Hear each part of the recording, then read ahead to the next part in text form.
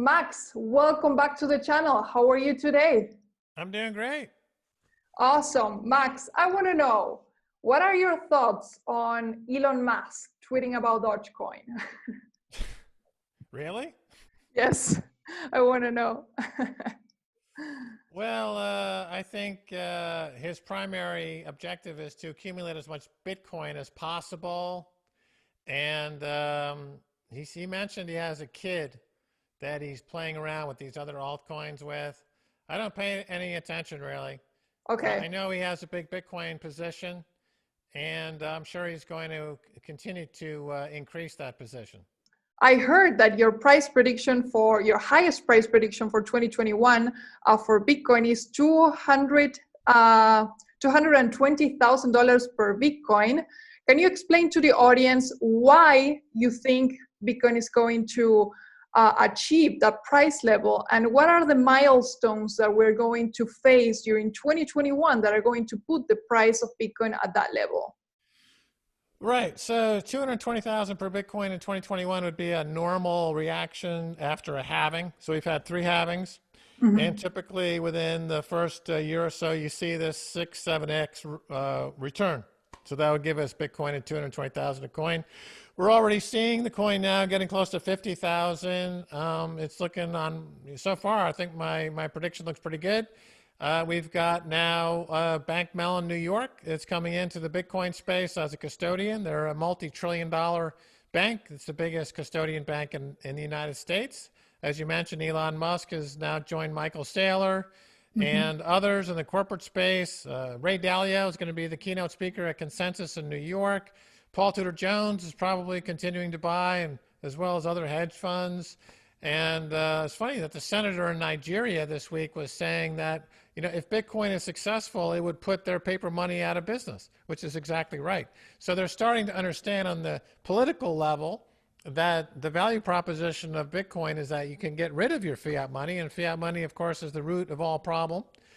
And I'm sure we'll see a state announce that they're buying Bitcoin. I'm also believing that in 2021 we'll have a sovereign wealth fund, maybe Qatar, maybe Norway, will announce that they're accumulating Bitcoin. And so the adoption curve is really becoming really hyperbolic at this point. Remember, in the internet craze of the 90s and late 90s, it wasn't until 1997, 1998 really when you saw that hockey stick move and explosion of the internet. So I think this could be that year in Bitcoin where we see that kind of hockey stick adoption and you see this price explosion. Max, and the audience wants to know, what are your thoughts about a lot of Bitcoin being in hands of a few people? Meaning, a lot of people are worried about whales and financial institutions manipulating the market and continue doing so more and more and more. What are your thoughts on this? Well, people who think that people with a lot of Bitcoin have a position of power don't understand Bitcoin. If you have a lot of Bitcoin, it doesn't give you any power. It doesn't give you any power to impact the network. You can't change the consensus algorithm. You can't change the emission schedule. You can't change the protocol. But you can manipulate the price. The price manipulation, the second point, is also not really a great point, because unlike the paper money world, where the base layer of treasuries is fictitious and manipulated, in the Bitcoin world, the base layer is Bitcoin where anyone can take their private keys. Once you remove your private keys from the system, the manipulation schemes collapse. So that we have the hodlers of last resort, the private key owners, are a check on manipulation. But, the fact is that the upward trajectory of Bitcoin is going to continue now for many, many, many years. And we're going to see some volatility, but the upward bias is all the way up. People who complain about the volatility, you have to ask yourself the following question. Are you willing to accept some volatility in exchange for a guaranteed profit? Or do you rather have no volatility and guarantee loss of purchasing power, which is what every fiat money in the world offers? Guaranteed loss of purchasing power, no volatility. So you have to just decide, what do you prefer? No no volatility and a guaranteed loss of purchasing power? Or were you willing to accept some volatility with a guaranteed price appreciation? And what would you say to the people who are worried about regulations and controls from the governments applying that control over Bitcoin, especially for the new people? Because we see a lot of new people joining the market because we're in a bull market. So it's good to answer all these questions. Right. Well, a lot of government insiders are now converting over to Bitcoin. And in the United States, a couple of states now are converting into Bitcoin. The state of Wyoming is going full Bitcoin. The city of Miami is going full Bitcoin. I understand the state of Rhode Island is going to become pro-Bitcoin. So what happens is, in the United States anyway, when a few states start a trend, it works its way up to the federal level. We saw that with marijuana. Started in Colorado. They legalized medical marijuana. Now it's going to become a federal law in America, legalize marijuana for medicinal purposes, et cetera. We'll see the same thing with Bitcoin. We have a senator in America from Wyoming who sits on the Senate Finance Committee in Washington, D.C. She's pro-Bitcoin. She has stated that she believes Bitcoin is a solution to fiat money. We now have politicians in Nigeria who are pro-Bitcoin, want to get the country to go pro-Bitcoin. So we have this, so-called fifth column of people inside all these governments working to transform the governments to being pro-Bitcoin. The second reason why this is a non-issue is that more likely than governments banning Bitcoin is going to be governments are entering what I call the hash war, where governments are all competing with each other for the most Bitcoin and for mining Bitcoin. So it's like the space race back in the 1960s, the Sputnik moment when America entered a competition with the Soviet Union, and we had the space race. Well, right now we're entering into the hash war race, and we got Iran, Venezuela, Kazakhstan, and a few other countries are now actively pursuing greater Bitcoin glory. So countries in Europe and the United States, they've got to decide whether they're going to be relevant in the 21st century or not. Of course, they will jump in and they'll start mining and hashing and courting Bitcoin aggressively. And of course, that increases the security, which makes the price go up. And that's how you get to $220,000 this year and goes higher, much higher from there. Excellent. Next question, Max. We're currently in a transition point in humanity between fiat currencies and Bitcoin. We haven't achieved that level of mass adoption yet until one Bitcoin is worth one Bitcoin and we value things in Bitcoin and Satoshis. So how do you imagine the world in, let's say, between 7 and 10 years in terms of cryptocurrencies and Bitcoin? Do you think, are we going to continue having these fiat currencies in a digital format only, and then we're going to have Bitcoin and then maybe other cryptocurrencies? How do you picture the world in that way? Right. Well, Bitcoin competes with fiat money, it competes with gold, and it competes with other cryptocurrencies, as you call them. Now, the thing about Bitcoin is that it's going to gobble up all the world's energy. 99% of the world's energy will be dedicated to Bitcoin. That means there's going to be no energy for fiat money, no energy for gold, and no energy for anything other than Bitcoin. No cryptocurrencies. All the major so-called altcoins or cryptocurrencies are going to be starved of energy and just fade away, wither away and die. Because look at the hash rate of Bitcoin. It's going at now new all-time high, 170 quintillion calculations per second. If you look at some of the others in the top 10, the hard forks of Bitcoin, the hash rate's dying. Sometimes blocks don't come for weeks on end. They're complete disasters, and they don't have the energy, so they're just going to die. Bitcoin has an insatiable appetite for energy. It's not only transforming the monetary world, it's transforming the energy world. It's moving the world away from fossil fuels to renewables because it's cheaper and more efficient to mine Bitcoin. So that's another huge benefit for humanity, thanks to Bitcoin, thanks to Satoshi. And changing the topic, Max, let's talk about DeFi. What are your thoughts on DeFi, decentralized finance, and all these projects that are being built on top of many different blockchains? It's all available on Bitcoin. There's nothing in the so-called DeFi space that won't be available now or in the near future on Bitcoin. So again, I don't think any of those projects are going to exist beyond what can be done already on Bitcoin. So they are going to all go down worthless, basically. You mean all these projects being built on top of a side chain Layer connected to two, layer two? Okay, Lightning, every securitization, but on top of yield a projects, Bitcoin project. anything that's under the umbrella of DeFi can do it now, or will soon be able to do it on Bitcoin. For Bitcoin, the important thing was to build a new base layer money for the first time in 5,000 years. That's what was important. Okay, Vitalik Buterin, he was a core developer and he got impatient. He didn't want to build core money. He didn't want to build the next layer money. He got impatient and started his shitcoin, that exit scam called Ether, right? Because he's an impatient little guy.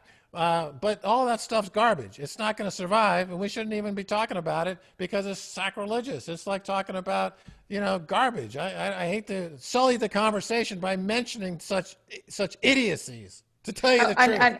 And what do you think about interoperability? Do we need interoperability in order to build a decentralized world or internet? For example, Polkadot, this blockchain is aiming to do so. What are your thoughts on that?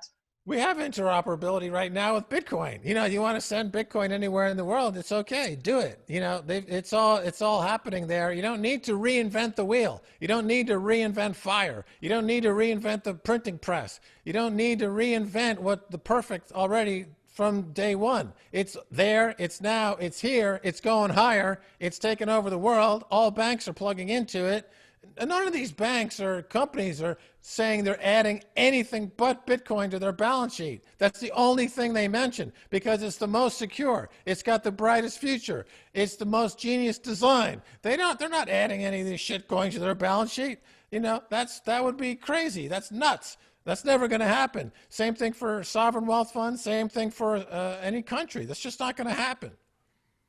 Okay, again, a lot of new people are joining the market. If you could give them one recommendation about Bitcoin or any recommendation that you can give them, what would it be and why? Buy Bitcoin. That's my recommendation. Okay, got it. If you only have $10 or, put it into Bitcoin and buy some every single day. You got to get rid of your fiat money. The Argentinian peso is one of the worst piles of dog shit in the whole financial world. You don't want just having that in your pocket makes you as less of a human being. You need to convert all that into Bitcoin as soon as possible.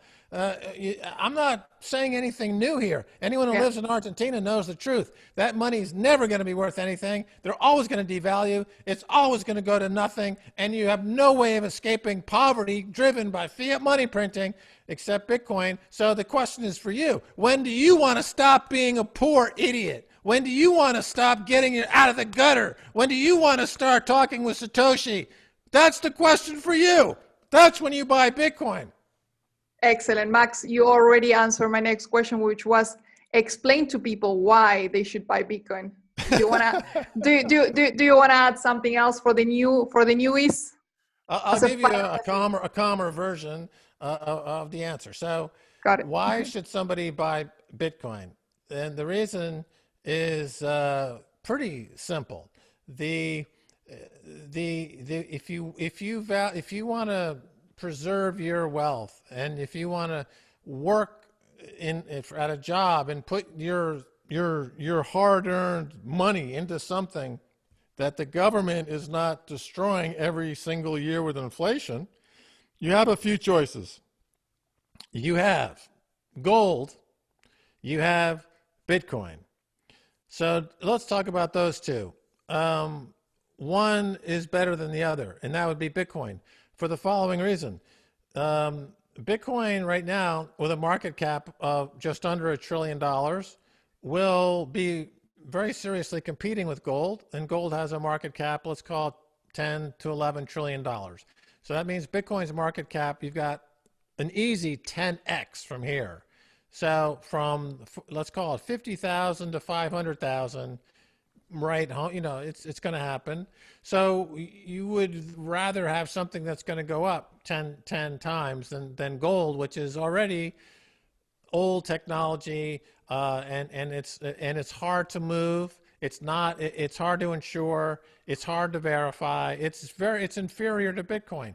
You know, with Bitcoin, the transaction is the verification. With Bitcoin, the transaction is the settlement.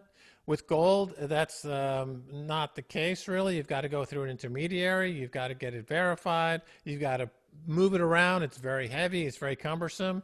It's inferior to Bitcoin in just about every single way. So those are your two choices. If you want to work for nothing and get fiat money and watch your savings go to zero, then, you know, you would stick with the Argentine peso. If you want to preserve your wealth, you know, you could pick gold, but gold is now been replaced by Bitcoin. So you would go with Bitcoin. It's easier to access. It's easier to store. You can move it around the world with your seed phrase. You don't even need to have a piece of hardware. I can go anywhere in the world with my wealth, and I just type in my seed phrase, and there's my wealth, right? You can't ban it. It's unconfiscatable. It's protected by an impenetrable shield of encryption that nobody can attack. No government, no group of governments. You know, encryption's never been hacked and never will be hacked. The network's running at 170 quintillion calculations per second. There's no computer, no group of computers, no entity. It's God-given, you know. You got a lot of Catholics down there in Argentina. Wake up. This is God speaking in the form of Bitcoin. Get in the with form it. of Bitcoin. If a currency was reborn, you know, if Diego was reborn as a currency, it would be Bitcoin. Maradona, if he was rebirthed as money, it would be Bitcoin. It's the Diego Maradona of money. Oh my God.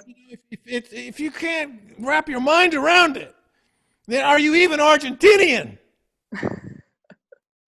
Max, my final question for you today is the following. Are you planning on selling Bitcoin when we reach a new all-time high in this bull market? No, I use it as collateral. No. Collateral. I can borrow against it. Why would I ever sell it? I can just borrow. I can borrow against it as collateral. Why I would never sell it? Because I would never want it to go back into anything like a fiat money. Got it. As such, that would be an insult to God. Max, the hand of God would come down and strike me. For how long do you think this? How long do you think this bull market will last? Is it going to end this year? Do you see it being a little bit more extended into 2022? The bull market, conservatively, will last another 100 years. All right. Okay. Let me look at the chart. You know, zoom out from the chart. It's never been in a. That is a good answer. It's been in a bull market since 2009. The hash rate, by the way, forget the price. Just look at the hash rate. The hash rate's been consistently huge bull market since day one. You don't look at the price, look at the hash rate. The hash rate is the key to the Bitcoin protocol, not the price. The price is just window dressing. It's just the ornaments on the tree. That the tree, the Merkle tree in this case, is Bitcoin. That is the hash rate. And the hash rate is gobbling up energy at a voracious appetite. It's the Godzilla coming out of the sea, destroying everything in its path, every fiat money, every gold sovereign, every politician, every nation state can get wiped away with a swipe of Bitcoin Godzilla's paw. It's just decimated and flattened in an instant. So it should be, because that's our great hope, that we as humans will be once again connected to the greater nature of our better selves, thanks to Bitcoin, thanks to Satoshi. Max, thank you so much. Muchas gracias for being here today. This is for the Spanish market mainly, you know that. We thank you, ladies and gentlemen. Max Keiser, give it a thumbs up for this video. Comment below if you have more questions. And thank you, Max, for the support. And please never, never, ever go away. We hope to see you. We hope to see continue doing these interviews for the next, let's say, 80 years minimum. Look, I'll be down in Buenos Aires again as soon as this pandemic thing is gone, and We'll be flying down there. We're going to have a live event. Going to get 10,000 people in the stadium, and we're going to channel Satoshi spirit in real time. And we're going Let's to do have it. communion with Satoshi. And we're all going to feel it. We're going to all feel it. It's all going to be one. I'll be there. Don't doubt it. I'm coming. I'm Excellent. coming. We look forward to it very much. Gracias, Max. We'll see you next time. Ciao, Bye ciao. now.